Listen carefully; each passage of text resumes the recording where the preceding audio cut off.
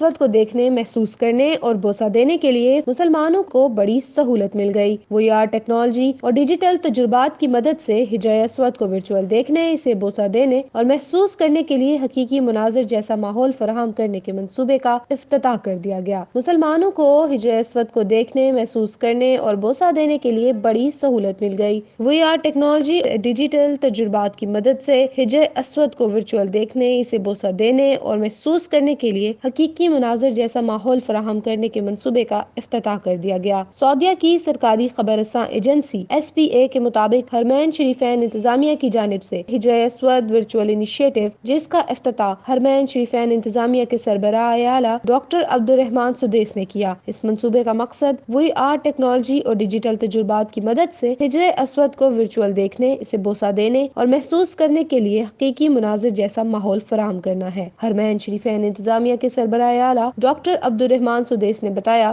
کہ یہ منصوبہ ڈیجیٹل ایگزیبیشن کی جانب سے القرا یونیورسٹی کے ماتحت خادم حرمین شریف حج و عمرہ ریسرچ انسٹی ٹیوٹ کے تعاون سے متعارف کرایا گیا، جس کے ذریعے ہجرہ اسود اور اس کے اطراف کے مناظر ورچوئل سسٹم سے ممکن بنائے جا رہے ہیں۔ اس ضمن میں وہ تمام وسائل بروئے کار لائے جا رہے ہیں جن کی مدد سے فرضی مناظر جدید ٹیکنالوجی کے باعث ایسے پیش کیے جا رہے ہیں کہ جیسے حقیقی مناظر ہوں۔ انہوں نے کہا کہ ورچوئل طریقے سے ہجرہ اسود کو دیکھنے کے لیے آنکھ، کان، ناک اور احساس کے ساتھ ساتھ حقیقی ماحول فراہم کرنا ہوگا تاکہ وہ لوگ جو جدید ٹیکنالوجی کے ذریعے ہجرہ اسود پر نظر ڈالیں، وہ خود کو اپنے پورے وجود کے ساتھ مسجد الحرام میں خانہ کعبہ کے سامنے محسوس کریں اور زیادہ سے زیادہ افراد اس حوالے سے اپنا خواب پورا کر سکیں۔